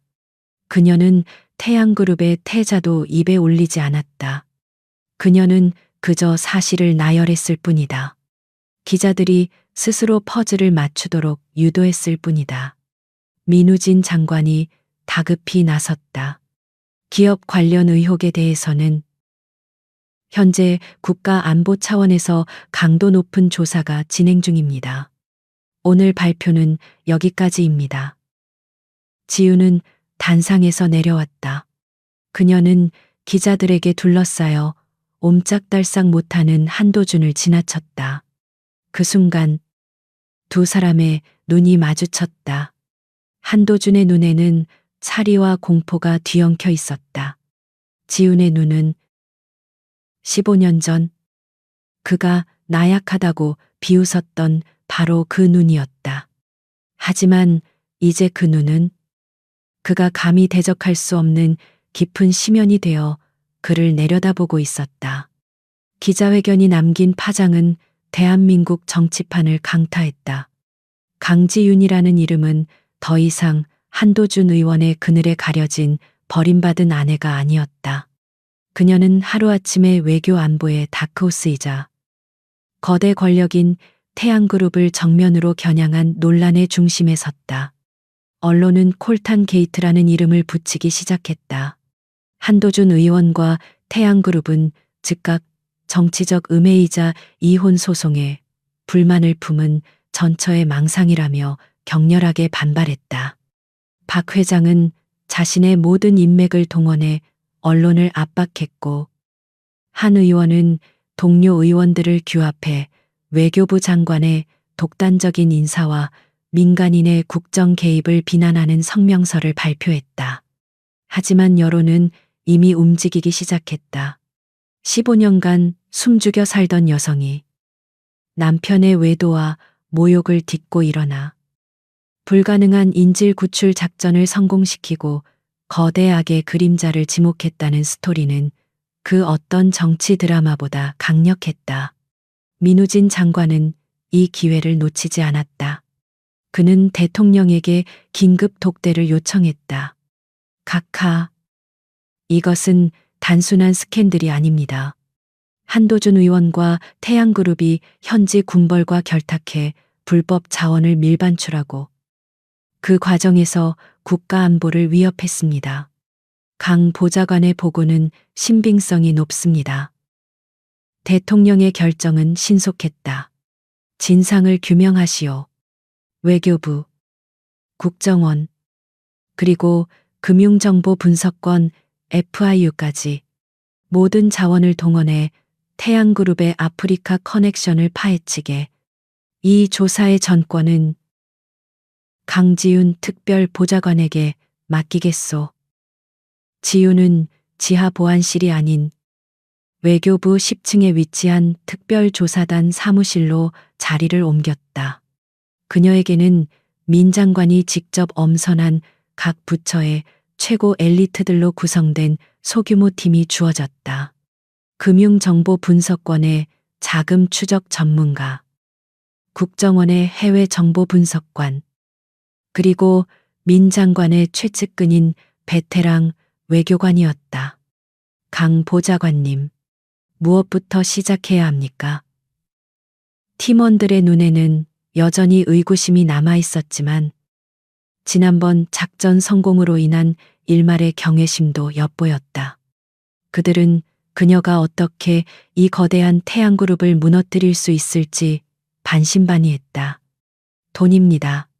지윤이 망설임 없이 말했다. 모든 부패의 시작과 끝은 돈의 흐름에 있습니다. 그녀는 스크린에 태양건설의 지난 3년간 아프리카 지사 재무제표를 띄웠다. 여기 현지 인프라 자문 및 물류 컨설팅 명목으로 지급된 거액의 자금이 있습니다. 금액은 수백억 원에 달했다. 돈이 흘러 들어간 곳은 나이지리아가 아닌 파나마, 케이맨 제도, 스위스 등에 위치한 페이퍼 컴퍼니들이었다. 전형적인 자금 세탁 수법입니다. 금융 분석관이 말했다. 하지만 이 회사들은 법적으로 완벽하게 위장되어 있습니다. 추적이 쉽지 않을 겁니다. 추적해야죠. 지유는 밤낮을 가리지 않고 팀을 지휘했다. 그녀는 15년간 억눌렀던 모든 분석 능력을 폭발시켰다. 그녀의 뇌는 슈퍼컴퓨터처럼 작동했다. 수만 개의 데이터를 조합하고 패턴을 분석하고 빈틈을 찾아냈다. 그들은 태양그룹이 콜탄을 밀반출한 항구의 물류 기록을 확보했다. 그리고 그 물류를 담당한 회사가 태양에게서 컨설팅비를 받은 파나마의 페이퍼 컴퍼니와 주소가 일치한다는 것을 밝혀냈다. 찾았습니다. 돈과 물건이 만나는 지점입니다. 하지만 그것만으로는 한도준 의원을 엮을 수 없었다. 그것은 태양그룹의 비리일 뿐 그의 비리는 아니었다. 한 걸음 더 들어가야 합니다. 지우는 말했다. 이 돈이 어떻게 한도준 의원에게 흘러 들어갔는지. 그녀는 다시 킬로에게 연락했다. 바티스트, 무기 밀매상. 그가 아데바요 장군에게 러시아제 통신 장비를 팔았다고 했지. 그 대금은 누가 지불했지? 킬로가 며칠간의 추적 끝에 답을 보내왔다. 스위스 취리히의 개인 계좌야. LOA C 라는 이니셜을 쓰는 여자. 알파인 C. 지윤의 심장이 차갑게 내려앉았다. 그녀는 팀원들에게 명령했다. 태양그룹이 송금한 페이퍼 컴퍼니들의 이사 명단을 전부 확인하세요. 그들의 가족, 친인척, 모든 관계인을. 그리고 그곳에 그 이름이 있었다. 리나 최. 그녀의 이름이 직접적으로 드러나 있지는 않았다. 하지만 파나마 페이퍼 컴퍼니의 실소유주는 리나 최의 친오빠였고 스위스 계좌의 주인은 리나 최의 비서였다. 불사조핀. 그녀의 개인적인 배신과 국가적인 부패가 하나로 연결되는 순간이었다. 모든 조각이 맞춰졌다. 태양그룹은 불법 콜탄을 채굴하기 위해 한도준의 정치적 영향력이 필요했다. 한도준은 그 대가로 정치 자금이 필요했다. 리나 최는 그 둘 사이의 중개자였다. 태양그룹은 리나 최의 오빠가 소유한 파나마 회사에 컨설팅비 명목으로 돈을 보냈다. 리나 최는 그 돈의 일부로 아데바요 장군에게 무기통신 장비를 사주며 입을 막았고 동시에 태양그룹이 현지에서 활동할 수 있도록 보호막을 쳐주었다. 그리고 남은 막대한 자금. 그 돈은 다시 세탁되어 한도준 의원의 정치 후원금으로 혹은 그의 개인 비자금 계좌로 흘러 들어갔다. 그가 리나 최와 호텔에서 만나고 불사조핀을 받았던 것은 단순한 외도가 아니었다. 그것은 검은 거래의 현장이었다. 이게 전부였군. 민우진 장관이 완성된 자금 흐름도를 보며 침음했다. 인질극은 지윤이 마지막 보고서를 올렸다. 킬로가 아데바요의 측근을 매수해 얻어낸 정보였다. 예상대로였습니다. 태양그룹이 중국 자본과 손을 잡고 아데바요를 배신했습니다. 더 싼 값에 더 많은 콜탄을 원했죠. 아데바요는 격분했고 태양그룹에게 밀린 대금과 위약금을 요구했습니다. 태양그룹이 거부하자 그는 보복으로 엔지니어들을 납치한 겁니다. 그가 원한 것은 5천만 달러가 아니었습니다. 그는 박 회장과의 직접적인 협상을 원했습니다. 하지만 태양은 그 사실을 숨겼습니다. 만약 지윤이 없었다면 엔지니어들은 협상 결렬로 모두 살해당했을 것이다. 그리고 태양그룹은 테러리스트와의 협상은 없다는 명분 뒤에 숨어 자신들의 불법 거래 사실을 영원히 묻어버렸을 것이다. 한도준. 민 장관이 주먹을 쥐었다. 그는 이 모든 것을 알고 있었어. 그래서 강 보좌관을 막으려 했던 거야. 자신의 치부가 드러날까봐. 국민의 목숨을 버리려 했던 거지. 조사단의 문이 열리고 젊은 분석관이 다급하게 뛰어들어왔다. 보좌관님, 지금 언론에서 이상한 기사가 터지고 있습니다. 그가 태블릿을 내밀었다. 한 인터넷 언론사의 단독 보도였다. 충격 단독 강지훈 보좌관. 10살 아들 상습 방임 및 정서적 학대 의혹. 기사에는 민서가 상담 치료를 받았던 병원의 익명 제보와 지훈이 과대망상 증세로 남편을 의심해왔다는 내용이 담겨 있었다. 이것은 반격의 시작이었다. 인터넷을 강타한 기사는 단순한 흠집 내기가 아니었다. 그것은 강지훈의 가장 연약한 지점.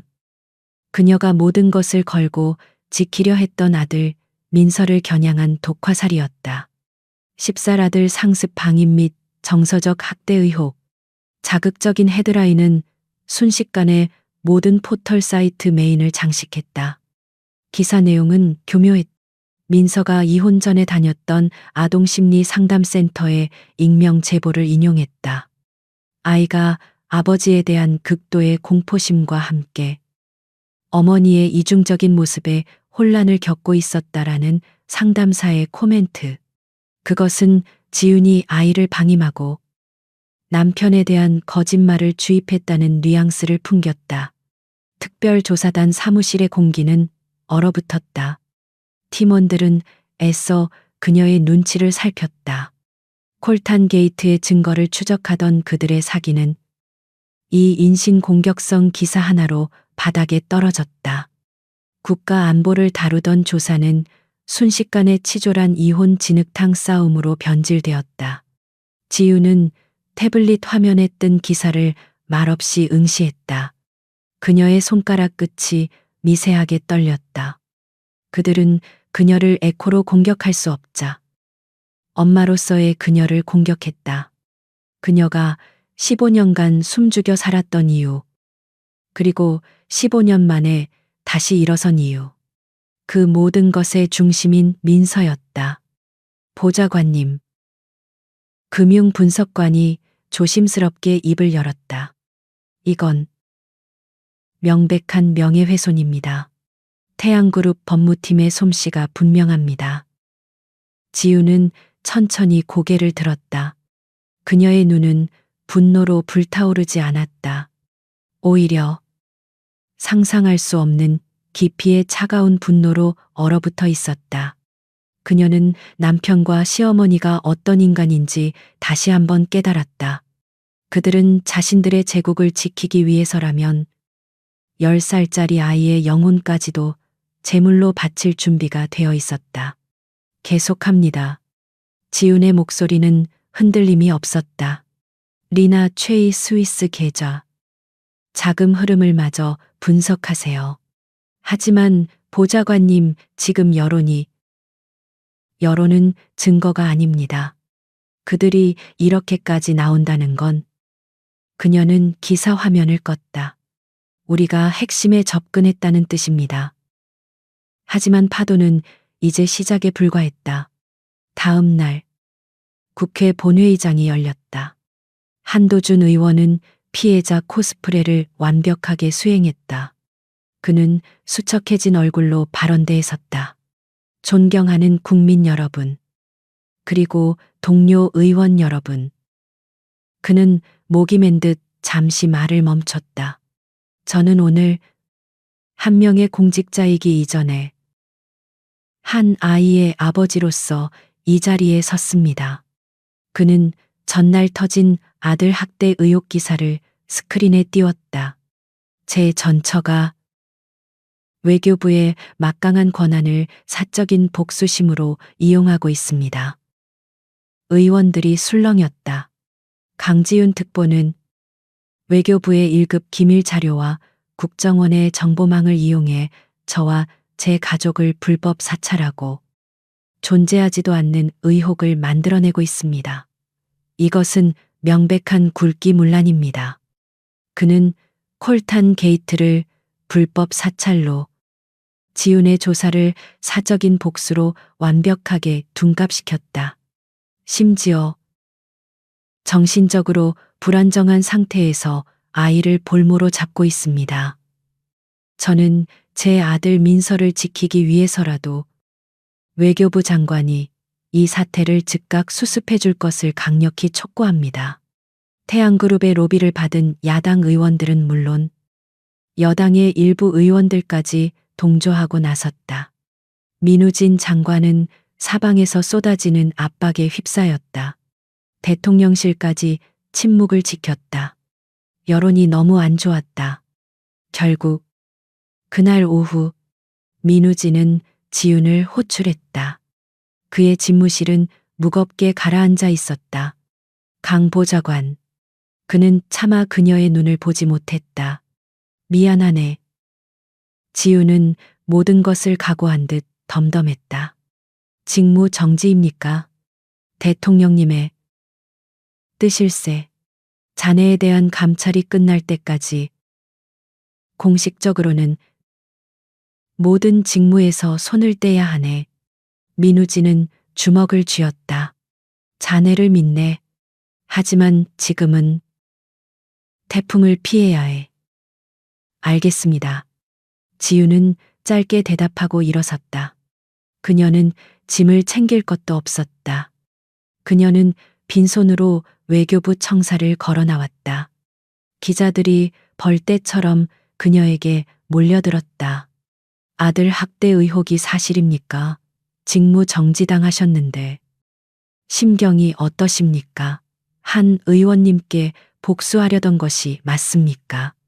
지훈은 아무 말도 하지 않았다. 그녀는 자신을 향해 터지는 수백 개의 플래시 세례를 뚫고 준비된 차에 올랐다. 차가 출발하고 그녀는 백미러로 멀어지는 외교부 청사를 바라보았다. 그들은 그녀가 끝났다고 생각할 것이다. 에코의 날개가 꺾였다고 환호할 것이다. 같은 시각, 태양그룹 박 회장의 집무실. 그녀는 한도준과 함께 샴페인을 터뜨렸다. 꼴 좋구나. 그녀가 비웃었다.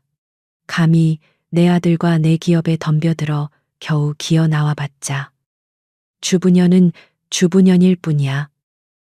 한도준은 안도감에 다리가 풀리는 것을 느꼈다. 이제 됐습니다. 어머니, 강지윤은 끝났습니다. 아니, 박 회장의 눈이 차갑게 빛났다. 아직 멀었다. 싹을 잘라야지. 뱀은 대가리를 밟아 죽여야 하는 법이다. 무슨 말씀이십니까? 우리가 전현을 공격하는 동안 전현은 우리를 공격했지. 리나 최. 그 계집 때문에 모든 게 시끄러워졌어. 그리고 그 스위스 계좌. 박 회장은 인터폰을 눌렀다. 조 실장. 지금 어디쯤 됐지? 조 실장.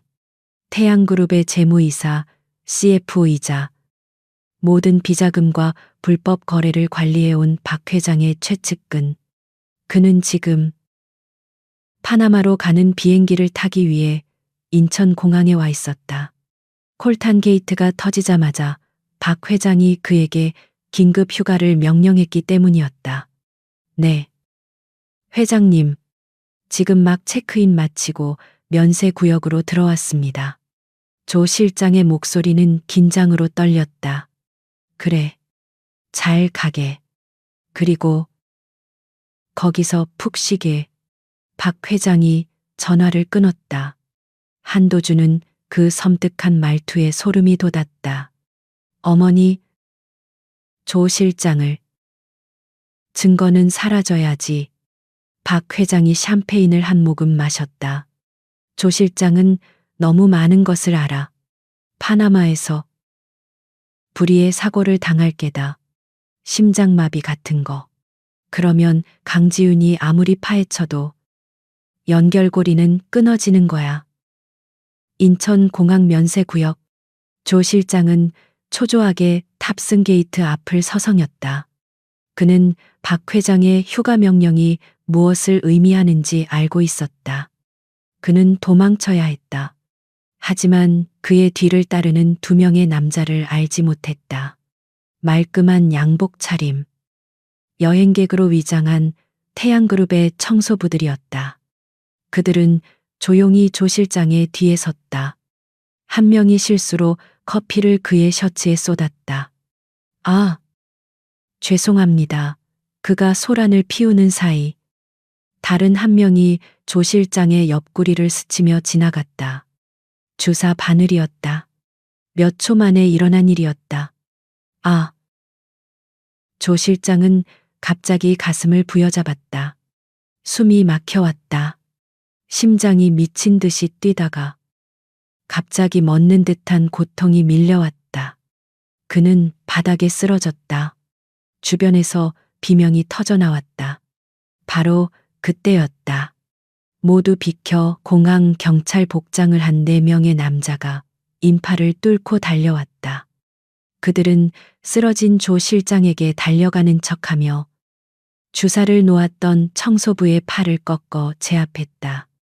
움직이지 마. 동시에 커피를 쏟았던 다른 청소부가 도망치려 했지만 여행객으로 위장하고 있던 다른 2명의 요원에게 가로막혔다.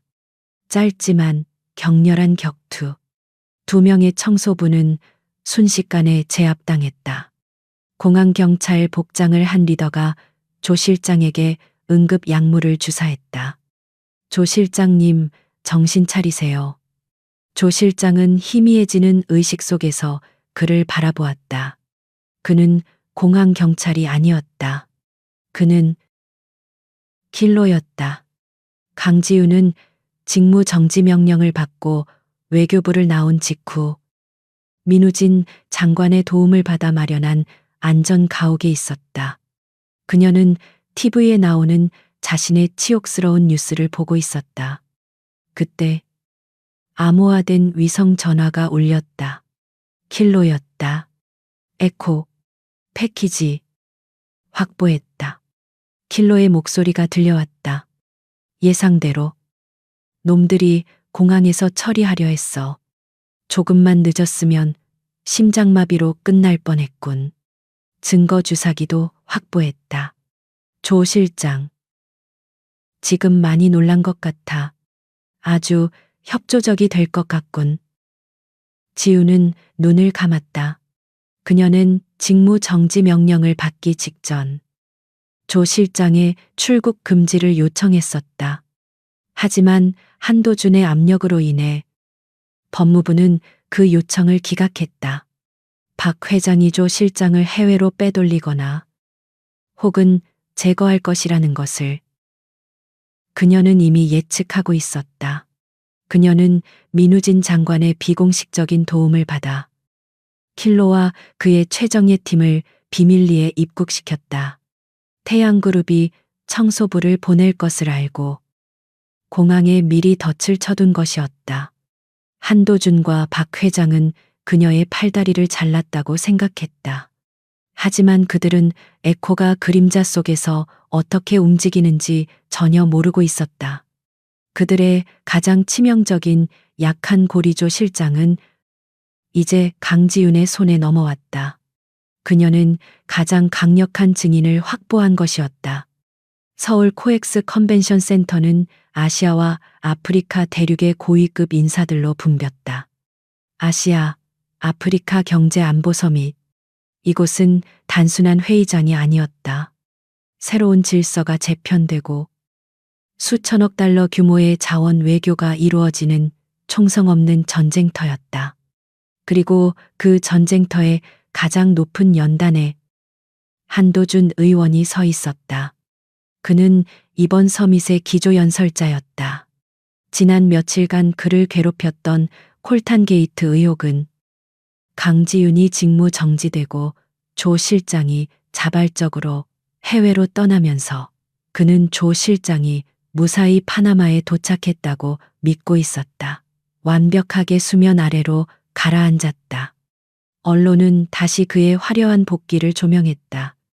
그는 투명한 파트너십과 윤리적 자원 개발이라는 주제로 연설을 시작했다. 그의 목소리는 자신감에 차 있었고 그의 제스처는 힘이 넘쳤다. 그는 부패 척결과 공정한 거래를 역설했다. 아프리카 국가의 장관들은 감명받은 듯 고개를 끄덕였다. 객석 두 번째 줄에 앉은 태양그룹 박 회장은 만족스러운 미소로 아들의 승리를 지켜보고 있었다.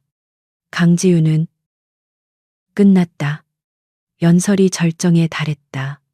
우리는 어두운 과거의 거래 방식을 청산하고 그가 힘주어 말하는 순간이었다. 쿵. 묵직한 소리와 함께 서밋의 메인홀 뒷문이 열렸다. 모든 고위급 인사들의 시선이 일제히 그곳으로 향했다. 한도준의 연설이 멈췄다. 경호원들이 긴급히 움직였지만 그들은 침입자를 막지 않았다. 오히려 길을 열었다. 민우진 외교부 장관이었다. 그리고 그의 옆에는 검은색 정장을 입은 강지윤이 서 있었다. 회의장이 술렁였다. 한도준의 얼굴에서 핏기가 사라졌다. 저 여자가 왜? 박 회장이 자리에서 벌떡 일어섰다. 경호원들, 뭐 하는 거야? 당장 저 여자를 끌어내. 모두 자리해 주시기 바랍니다. 민우진 장관이 마이크를 잡고 단상으로 올라섰다. 그의 목소리는 회의장 전체를 압도했다. 서밋 의제와 관련하여 대한민국 정부의 긴급 안보 브리핑이 있겠습니다. 이 브리핑은 강지윤 특별보좌관이 진행합니다. 특별보좌관, 직무 정지가 풀렸다. 한도준은 공포에 휩싸여 뒷걸음질 쳤다. 지윤은 그를 쳐다보지도 않았다. 그녀는 묵묵히 연단으로 걸어가 자신의 태블릿 PC를 메인 프로젝터에 연결했다. 한도준의 투명한 파트너십 PPT 화면이 사라지고 차가운 검은색 화면이 떠올랐다. 이 자리에 계신 아프리카 연합 대표단 여러분께 지윤의 목소리는 마이크를 타고 회의장 전체에 울려 퍼졌다. 대한민국 정부를 대신해 깊은 유감과 사죄의 말씀을 먼저 드립니다. 강지윤 지금 무슨 미친 짓이야? 한도준이 소리쳤다. 지윤은 아랑곳하지 않고 첫 번째 파일을 재생했다. 이것은 나이지리아 아데바요 군벌에게 흘러들어간 무기 구매 자금 내역입니다. 스크린에는 스위스 취리히의 개인 계좌에서 러시아 무기 밀매상 바티스트에게 송금된 수백만 달러의 거래 내역이 떠올랐다. 그리고 그 계좌의 주인 C 라는 이니셜 리나최. 아프리카 장관들 사이에서 낮은 탄식이 터져나왔다. 그들 중 몇몇도 그 로비스트를 알고 있었다. 그리고 이 자금의 출처입니다. 다음 화면. 파나마의 페이퍼 컴퍼니. 그리고 그곳으로 건설 자물료 명목으로 거액을 송금한 기업. 태양건설. 박 회장의 얼굴이 하얗게 질렸다. 이것만으로는 부족하겠죠. 지윤이 말했다. 그녀는 다음 파일을 열었다. 영상이었다. 안전 가옥에서 촬영된 겁에 질린 한 남자의 얼굴. 제 이름은 조 실장입니다. 태양그룹의 재무이사였습니다. 한도준의 눈이 터질 듯 커졌다. 조 실장. 네가 왜? 조 실장은 화면 속에서 모든 것을 자백했다. 박 회장의 지시로 어떻게 콜탄 밀매 자금을 세탁했는지, 어떻게 리나 최를 통해 한도준 의원에게 불법 정치 자금을 전달했는지 회장님은 저를 제거하려 했습니다. 조 실장이 울부짖었다. 인천공항에서 저를 죽이려 했습니다. 제가 모든 것을 알고 있었기 때문에. 회의장은 경악으로 가득 찼다. 국제 서밋이 거대한 범죄 현장의 증거 상영회로 변해버렸다. 하지만 지윤이 영상을 껐다. 그녀는 비로소 연단 구석에서 무너져 내린 한도준을 바라보았다. 이것은 단순한 부패 사건이 아닙니다. 그녀는 마지막 파일을 재생했다. 음성 파일이었다. 한도준이 나이지리아 차관에게 다급하게 말하던 목소리가 회의장에 울려 퍼졌다. 그녀가 고용한 용병들이 XYZ 델타 구역에서 한도준이 UDT 대원들을 가짜 매복지로 유인하던 바로 그 통화 내용이었다. 한도준 의원. 지윤의 목소리는 이제 사형 선고처럼 차가웠다. 당신은 당신의 비자금 스캔들을 덮기 위해 현지 군벌과 결탁했습니다. 그녀는 한 걸음 다가갔다. 당신은 당신의 죄를 은폐하기 위해 대한민국 국민인 엔지니어들을 죽음의 위기로 내몰았습니다. 그녀는 연단 끝에 섰다. 한도준은 의자에 주저앉은 채 그녀를 올려다보았다. 그리고 마지막으로 지윤의 눈이 경멸로 빛났다. 당신은 그들을 구하러 간 우리 UDT 대원들마저 적의 매복지로 유인해 몰살시키려 했습니다. 지윤은 회의장에 모인 모든 국제 외교관들을 향해 선언했다. 이것은 부패가 아닙니다. 이것은 대한민국 헌법과 안보에 대한 명백한 반역 행위입니다. 반역. 그 단어가 울려 퍼지는 순간 한도준은 무너졌다. 아니야. 아니야. 저 여자는 내 아내가 아니야. 저건 괴물이야. 맞습니다. 지윤이 그의 말을 받았다. 나는 더 이상 당신 아내가 아니니까. 당장 저 여자를 체포해. 박 회장이 경호원들에게 광기 어리게 소리쳤다. 하지만 움직인 것은 경호원이 아니었다. 회의장 양쪽 문이 열리고 검은 양복을 입은 검찰 중앙수사부 수사관들이 쏟아져 들어왔다. 그들은 망연자실한 한도준과 박 회장에게 다가갔다. 한도준 씨, 박 회장님. 수사관이 차가운 목소리로 영장을 내밀었다.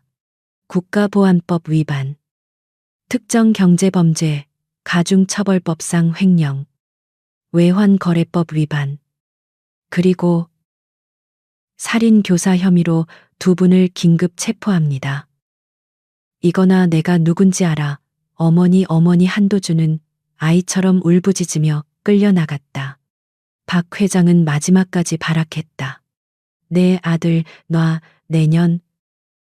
강지윤 내가 너를. 국제 외교관들은 이 모든 광경을 숨죽인 채 지켜보았다. 그들은 경악했다. 대한민국의 유력 정치인과 재벌 총수가 한순간에 무너지는 이 스캔들 때문만이 아니었다. 그들은 저 조용하고 차가운 여성, 강지윤이 보여준 무서울 정도의 전략과 한치의 오차도 없는 실행력에 전율했다. 그녀는 그들의 오만함을 이용해 완벽한 무대를 설계했고 전 세계의 눈앞에서 그들을 처형했다. 모든 소란이 끝나고 지윤은 텅 빈 연단에 홀로 서 있었다. 그녀는 태블릿 PC의 연결을 해제했다. 15년간의 억압, 모욕, 그리고 배신, 그 모든 것에 대한 복수는 가장 차갑고 가장 공적인 방식으로 완성되었다. 아시아, 아프리카 경제 안보 서밋은 대한민국 현대사에서 가장 충격적인 외교 스캔들의 현장으로 기록되었다. 한도준 의원과 태양그룹 박 회장이 수십 개국 외교 사절단이 지켜보는 가운데 반역죄와 살인교사 혐의로 체포되는 장면은 전 세계 언론의 일면을 장식했다. 회의장은 아수라장이 되었지만 강지윤은 흔들리지 않았다. 그녀는 민우진 장관과 함께 즉각적인 후속 조치에 들어갔다. 이것은 대한민국의 치부가 아니라 부패를 스스로 도려내는 자정 능력의 증거로 만들어야 했다. 그녀는 그날 밤 잠을 자는 대신 아프리카 연합 대표단을 일일이 만나며 상황을 설명했다.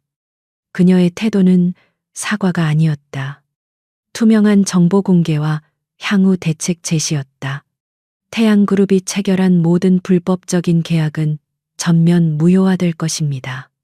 그녀는 나이지리아 장관에게 단호하게 말했다. 그리고 대한민국 정부는 공정한 이익을 기반으로 한 새로운 파트너십을 제안합니다. 외교관들은 공포를 느꼈다.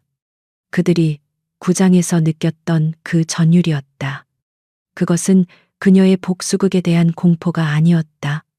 한치의 사적인 감정도 없이 오직 국익과 정의라는 원칙만을 가지고 거대한 제국을 무너뜨린 저 얼음처럼 차가운 전문성에 대한 경외심이었다. 그녀는 협박이나 회유가 아닌 완벽한 논리와 증거로 상대를 제압했다. 한도준과 박 회장의 재판은 신속하게 진행되었다. 조 실장의 결정적인 증언과 지윤이 확보한 스위스 계좌 내역, 그리고 한 의원의 통화 녹음은 빼도 박도 못하는 증거였다. 한도준은 법정에서 강지윤을 향해 마녀, 괴물이라며 마지막까지 발악했지만 배심원단은 냉담했다. 결국 한도준은 국가보안법 위반 및 뇌물수수, 살인교사 등 모든 혐의가 인정되어 무기징역에 가까운 중형을 선고받았다. 그의 정치, 생명은 물론 인간으로서의 삶도 끝장이 났다. 박 회장 역시 불법 콜탄 밀매와 자금 세탁, 횡령 혐의로 남은 여생을 감옥에서 보내게 되었다. 대한민국을 주무르던 거대 재벌 태양그룹은 그렇게 허무하게 해체되었다. 언론은 강지윤을 시대의 아이콘, 정의의 여신으로 추대하려 했다. 하지만 그녀는 모든 인터뷰를 거절했다. 그녀는 타블로이드 스타가 되는 것을 원치 않았다. 재판이 끝난 직후 그녀는 외교부에 사직서를 제출하려 했다. 그녀의 복수는 끝났기 때문이었다. 어딜 가려고 민우진 장관이 그녀의 사직서를 찢어버렸다. 강 보좌관, 자네의 복수는 끝났을지 몰라도 자네의 임무는 이제 시작이야. 15년 동안 자네가 없어서 이 나라 외교부가 얼마나 썩어가고 있었는지 봤잖아. 그는 지윤에게 새로운 임명장을 내밀었다. 외교부 제2차관, 경제 및 다자외교, 그리고 해외 안보를 총괄하는 자리였다. 이건 명령일세, 에코, 아니, 강 차관. 지윤은 묵묵히 임명장을 받았다. 그녀의 첫 번째 임무는 아프리카였다. 그녀는 한 달 뒤 나이지리아의 수도 아부자에 착륙했다. 태양그룹이 아닌 대한민국 정부의 공식 대표단 자격이었다. 그녀는 아데바요 군벌이 체포된 지윤이 제공한 증거로 현지 정부가 처리했다. 콜탄 광산 지역을 직접 방문했다. 그녀는 현지 부족장들과 새로운 정부 관계자들과 마주 앉았다. 우리는 더 이상 당신들의 자원을 약탈하지 않을 것입니다. 그녀는 착취적인 계약서 대신 기술 이전과 지역 사회 발전을 위한 인프라 구축 계획서를 내밀었다. 우리는 동등한 파트너가 될 것입니다. 협상은 길고 험난했지만 지우는 물러서지 않았다. 그녀는 15년 전 테헤란에서 그랬던 것처럼 상대의 마음을 읽고 그들이 진정으로 원하는 것을 파악했다. 그리고 마침내 대한민국 역사상 가장 공정하고 투명한 해외 자원 개발 협약이 체결되었다. 모든 임무를 마치고 서울로 돌아온 늦은 저녁. 그녀는 더 이상 삼엄한 경호가 붙는 안전 가옥으로 가지 않았다. 한강이 내려다 보이는 작지만 햇살이 잘 드는 아파트. 그녀가 새로 구한 집이었다. 그녀가 현관문을 열자 작은 발소리가 달려나왔다. 엄마 11살이 된 민서가 그녀의 허리를 껴안았다. 아이는 지난 몇 달간 집중적인 심리 치료를 받았다. 한도준과 박 회장이라는 독소의 근원이 사라지자 아이는 놀라운 속도로 회복했다. 아이의 불안 증세는 아버지가 만든 지옥에서 벗어나기 위한 처절한 신호였던 것이다. 우리 아들, 밥 먹었어. 지우는 차가운 차관의 가면을 벗고 그저 한 아이의 엄마가 되어 아들의 머리를 쓰다듬었다. 아들의 손에는 야구 글러브가 들려 있었다. 응, 외할아버지랑 캐치볼 했어 나. 다음 주에 학교 야구부에 들어갈 거야. 아이의 얼굴에는 더 이상 그늘이 없었다. 지우는 아들을 말없이 껴안았다. 그녀가 15년을 희생했던 이유, 그리고 다시 15년 만에 일어섰던 이유,